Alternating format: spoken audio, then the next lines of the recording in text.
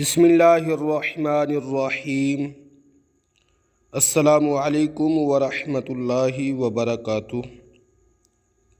جماعت افتم کے طلباء، آج ہم باب صوم سبق نمبر 1 جس کا عنوان ہے فتح مکہ، اس کے آج ہم نے تفصیلی سوال و جواب پڑھنے ہیں، تو توجہ کے ساتھ ان کو سماعت کیجیے۔ پہلا سوال ہے، فتح مکہ کا پس منظر اپنے الفاظ میں تحریر کریں۔ اس کا جواب صفحہ نمبر 39، پیراگراف پس منظر۔ صلح حدیبیہ میں مسلمانوں اور قریش مکہ کے درمیان یہ طے پایا تھا کہ دونوں 10 سال تک جنگ نہیں کریں گے۔ عرب قبائل جس فریق کے ساتھ ملنا چاہیں مل جائیں۔ قبیلہ بنو خزاعہ مسلمانوں کا حلیف بن گیا، جبکہ بنو بکر نے قریش مکہ کے ساتھ معاہدہ کر لیا۔ پرانی دشمنی کی بنا پر بنو بکر نے بنو خزاعہ پر رات کی تاریکی میں حملہ کر دیا۔ بنو خزاعہ نے مجبوراً خانہ کعبہ میں پناہ لی، لیکن بنو بکر نے حرم میں داخل ہو کر بنو خزاعہ کا خون بہایا۔ قریش مکہ نے بنو بکر کا بھرپور ساتھ دیا۔ بنو خزاعہ کے ایک وفد نے رسول اکرم صلی اللہ علیہ وسلم کی خدمت میں حاضر ہو کر عرض کی کہ قریش اور بنو بکر نے معاہدے کی خلاف ورزی کی ہے اور خانہ کعبہ کی حرمت کا بھی خیال نہیں رکھا۔ ہم آپ صلی اللہ علیہ وسلم کے حلیف ہیں، آپ صلی اللہ علیہ وسلم ہماری مدد کریں۔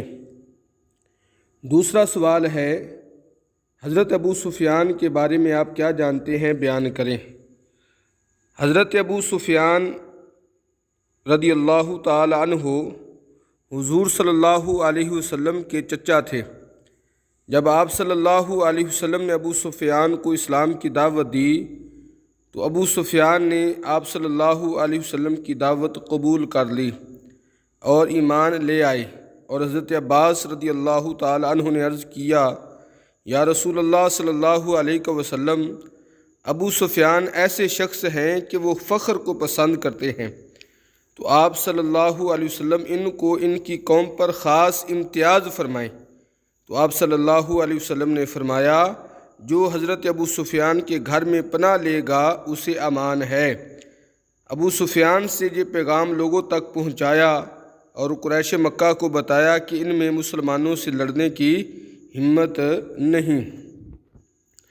سوال نمبر 3 ہے، فتح مکہ کی مناسبت سے خالد بن ولید کے بارے میں ایک پیراگراف تحریر کریں۔ تو اس کا جواب صفحہ نمبر 40 پر ہے، پیراگراف نمبر 4۔ حضور صلی اللہ علیہ وسلم مکہ مکرمہ میں داخل ہوئے۔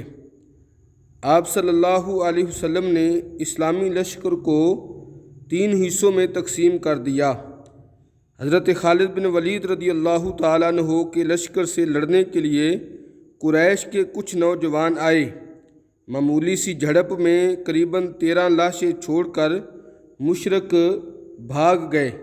اس کے بعد حضرت خالد بن ولید رضی اللہ تعالیٰ عنہ مکہ مکرمہ کے گلی کوچوں سے ہوتے ہوئے کوہ صفا پر حضور صلی اللہ علیہ وسلم سے جا ملے۔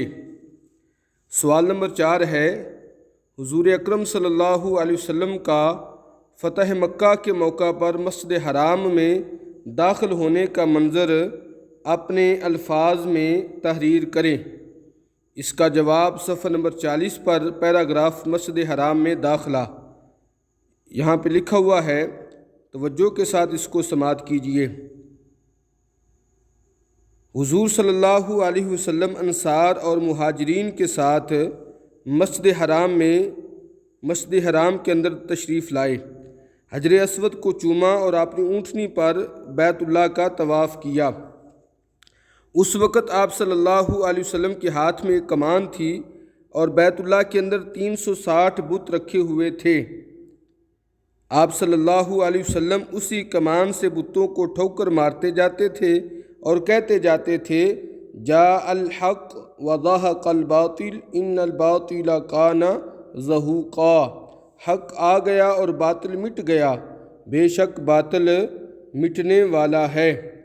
آپ صلی اللہ علیہ وسلم نے اپنی اونٹنی پر بیٹھ کر طواف کیا اور طواف کے بعد حضرت عثمان بن طلحہ رضی اللہ تعالی عنہ سے کعبہ کی چابی لی اور خانہ کعبہ کے اندر رکھے ہوئے بت گرا دیے۔ آپ صلی اللہ علیہ وسلم نے خانہ کعبہ کے اندر نماز پڑھی۔ آپ صلی اللہ علیہ وسلم باہر تشریف لائے۔